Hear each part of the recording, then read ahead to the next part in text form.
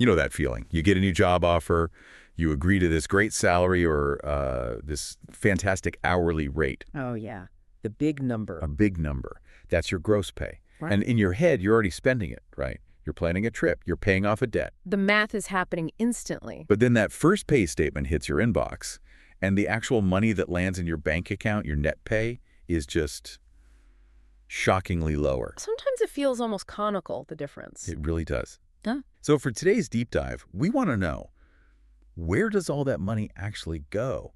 And more importantly, why do the rules for those deductions look so different when you cross the border between the U.S. and Canada? It's a universal source of confusion, and that's why our mission today is really total pay stub literacy. We're going to break down the anatomy of a pay stub using both American and Canadian examples. And then get into the main event. Exactly. The head-to-head comparison between the two biggest mandatory deductions for retirement, the Canada Pension Plan, CPP, and U.S. Social Security. This is so important. It's not just about, reading a receipt. It's about your financial health, catching mistakes, and really understanding the retirement systems you're paying into right now. Let's do it. Let's break it all down. Okay, so first things first, the pay stub itself. It's basically a financial snapshot, right? That's the perfect way to put it. It details every dollar you've earned, every dollar that's been taken out, and the final number. Starting with gross pay. Right, the amount before anything is touched. For salaried employees, it's just your annual salary divided by the number of pay periods in the year. And for hourly workers. It's your rate times the hours you worked, plus any extras like overtime or commissions. That's the number you actually negotiated for. Then, after a whole lot of subtractions, you get to the net pay, your take-home pay. That's the number that pays the bills, the one we all really care about. But you're saying there's another number on there that we often ignore, but it's critical. Yes, the year-to-date totals, the YTD. It's the running tally of everything, your earnings and all your deductions, from January 1st right up to that pay period. I think most of us just glance over that until it's time to do our taxes. Yeah. Why is it so essential to watch mid-year? Because it's your audit tool. Yeah. It's how you catch mistakes in real time. For instance, both Social Security and the first tier of CPP have an annual income cap. Meaning you stop paying into them after you've earned a certain amount for the year. Exactly. But payroll errors happen. I've seen it where companies continue to deduct those contributions long after an employee has hit the cap, especially if they switch jobs mid-year. Ah, so the YTD number is your proof. It's your proof. You can see the mistake right away, get it corrected, and get your money back in your next paycheck instead of waiting, 9 months for a tax refund. That is a fantastic tip. So check your YTD every single month. It's not just for taxes, it's a real-time error checker. And it's your proof of income for a loan or a new apartment. It's undeniable. Okay, so let's get into the deductions themselves. Before gross becomes net, you hit this whole maze of subtractions. And it all starts with a form you fill out on your first day. That's right. In the U.S., we're talking about the W-4 form, the Employee's Withholding Certificate.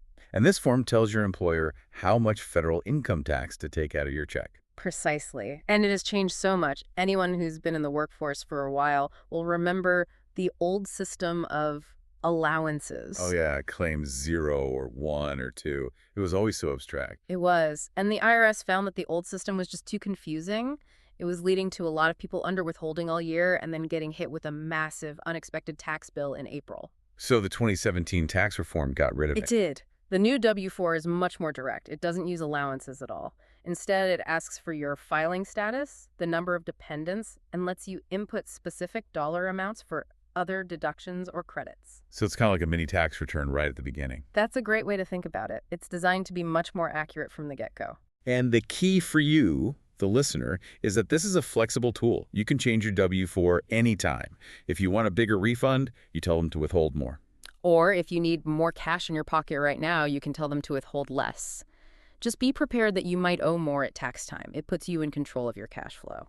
Now, let's go north of the border. What's the Canadian equivalent? It's called the TD1 form, the Personal Tax Credits Return. And it works on a similar principle. Similar, but a bit different. The TD1 is used to calculate your tax deductions based on the personal tax credits you're eligible for. The big one for everyone is the basic personal amount. Okay, what's that? For 2025, that amount is over 16,000 Canadian dollars. So by claiming it on your TD1, you're telling your employer, hey, don't take any federal tax off this first chunk of my income. And just like the W-4, you have to update it. You absolutely have to if you get married or especially if you take a second job. Why is the second job so important? Because you can only claim that basic personal amount once. If both of your jobs use it to calculate your deductions, neither one is going to withhold enough tax, and you could be looking at a huge bill at the end of the year. That makes perfect sense. Okay. Okay, beyond income tax, let's talk about the other big mandatory deductions.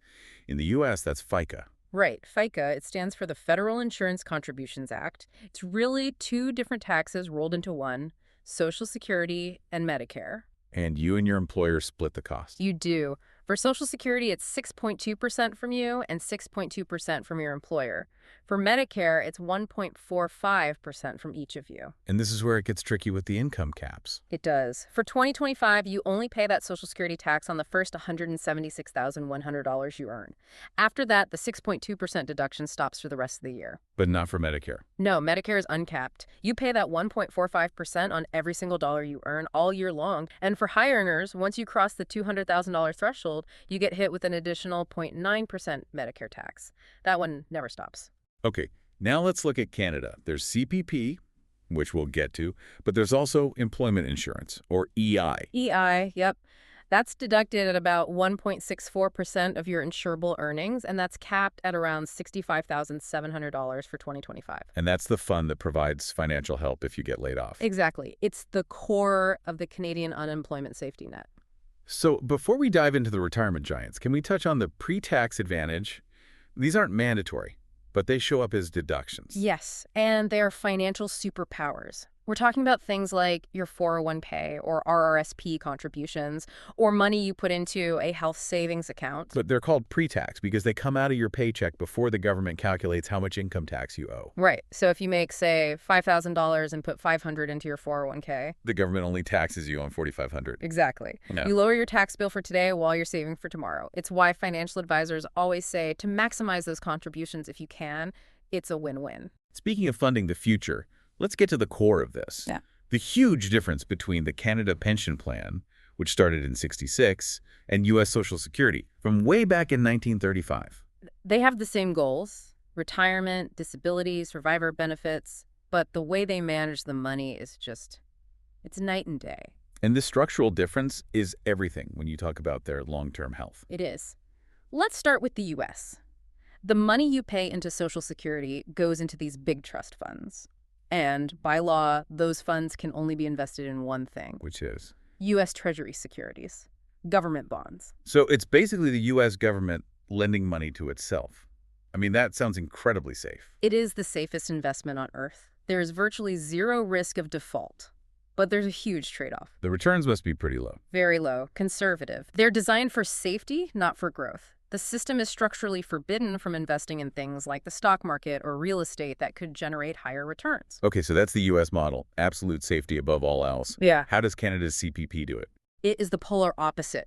CPP funds are managed by the CPP Investment Board, which is an independent professional investment organization. And they're not just buying government bonds. Not at all. Their mandate is to maximize returns without undue risk. So they operate like a massive, sophisticated global investment fund.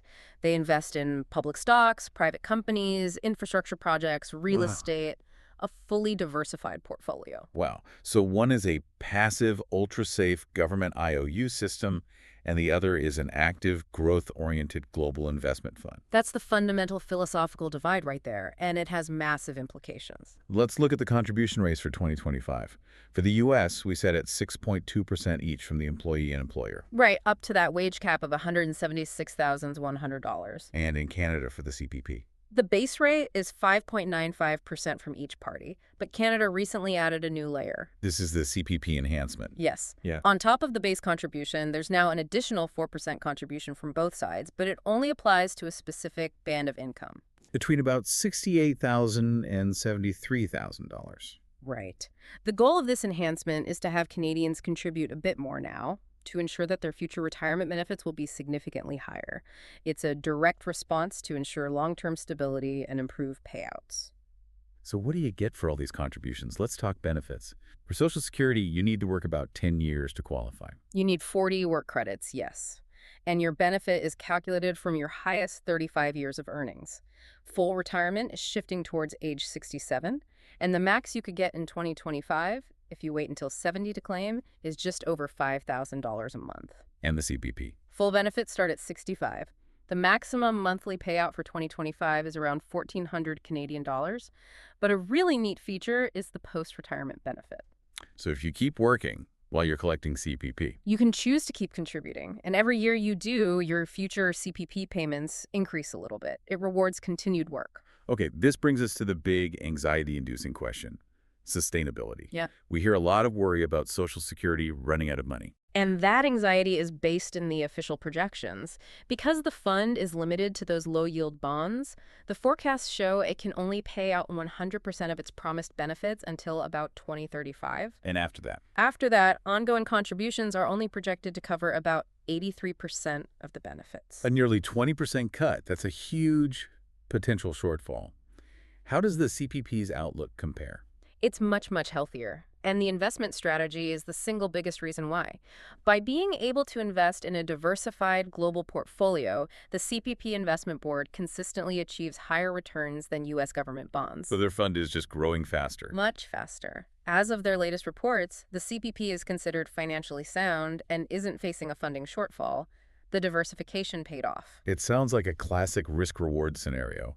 Canada took on calculated market risk for higher growth, while the U.S. prioritized absolute safety and is now facing a long-term math problem. That's a perfect summary. It really gets to the core of what we think a public pension should be, a conservative safety net or a modern growth fund. And just a quick note, if you've worked and paid into both systems, you may be able to collect from both, though there can be some reductions. Yes, you'll want to look into the specifics of the windfall elimination provision on the U.S. side. So to wrap this all up, we've gone from that big gross pay number on your job offer through all the mandatory deductions, FICA, EI, CPP, income tax, all the way down to your net pay. And we've highlighted how those crucial forms, the W-4 and the TD1, give you control over that process. And while knowing your pay stub is step one, understanding the architecture of the systems you're funding is the really big takeaway here. The difference between the U.S. model of mandated safety in bonds and Canada's diversified portfolio is, well, it's one of the most important distinctions in North American public finance. Which leaves us with a final thought for you to consider. Given that you are required to pay into these systems, how should a government balance these two competing ideas? Is the mission to provide absolute safety, even if it means lower growth and future shortfalls? Or is it to embrace modern investment strategies to ensure long-term growth and solvency, even if that means taking on some market risk? That's the tension to think about the next time you see those deductions come out of your pay.